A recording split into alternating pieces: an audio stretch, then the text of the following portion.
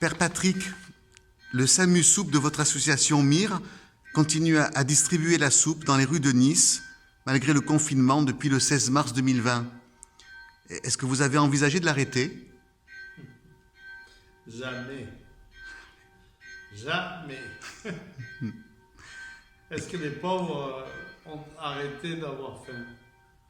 Si les pauvres avaient arrêté d'avoir faim, on aurait envisagé effectivement d'arrêter. Mais les pauvres, le Christ nous a dit qu'on en aurait toujours. Il ne nous a pas donné de consignes particulières concernant le Covid, mais il nous a donné des consignes concernant les pauvres. Il nous a demandé d'aller près d'eux. Alors, chaque soir, tant qu'il y aura des pauvres, seront près d'eux. Et est-ce que vous trouvez assez de bénévoles? Oui, je dirais même à profusion. Je dirais même à profusion parce que des gens qui étaient là et qui ont dépassé l'âge désirent être dans les bénévoles. On leur demande de rester à la maison à cause du virus et ils ont hâte que cela disparaisse pour pouvoir revenir. Et des jeunes de la communauté plus d'autres jeunes se manifestent et viennent avec nous. Et c'est très encourageant de voir des cœurs nouveaux qui viennent, qui se lèvent et qui vont vers les pauvres. Et quelles précautions sont prises pour les protéger? Toutes les précautions de distanciation sociale et bien sûr pour la soupe, tout ce qui concerne la mise à distance, donc 1 mètre de distance entre les personnes, les masques, les gants, les charlottes, etc. Tout ce que nous avons ou qu'on met à notre disposition pour pouvoir ne pas contaminer et ne pas être contaminé. Et qu'est-ce qui vous semble le plus marquant jusqu'ici dans cette période difficile?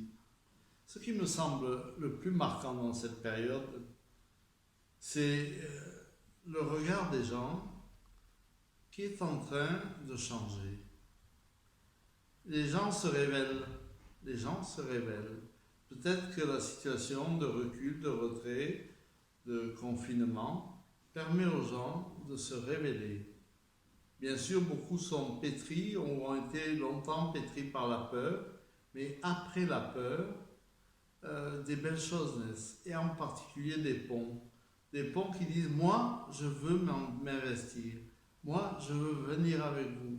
Moi, je veux être dans ceux qui donnent la soupe, de ceux qui préparent la soupe. » Et donc, je trouve qu'il y a des situations résurrectionnelles pour des gens qui n'étaient pas encore touchés par ces situations de la rue. Est-ce que vous connaissez personnellement des personnes touchées par le virus? Et malheureusement, oui, j'ai une de mes plus grandes amies qui est partie de ce virus, qui est décédée à Paris. C'est notre petite sœur Paul Massad, qui a été pendant 15 ans la maîtresse de maison, infirmière de Sospel, et qui nous a quittés. Elle nous quitte en disant aux médecins, aux infirmières qui voulaient la soigner, et ça ne m'étonne pas d'elle, « Foutez-moi la paix ». Eh bien, foutez-moi la paix, c'est ce que, comme mire, ça veut dire la paix. Finalement, elle a terminé sa vie en disant le mot mire. Et ça ne m'étonne pas d'elle.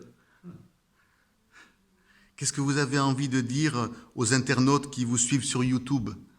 Ah, j'ai envie de leur dire que le temps de Pâques, c'est un temps résurrectionnel et que nous aussi, on a trouvé le tombeau vide. Mais aujourd'hui, il ne s'agit pas de le remplir de n'importe quoi. Et il s'agit d'accueillir ce vide que fait en nous ce temps particulier.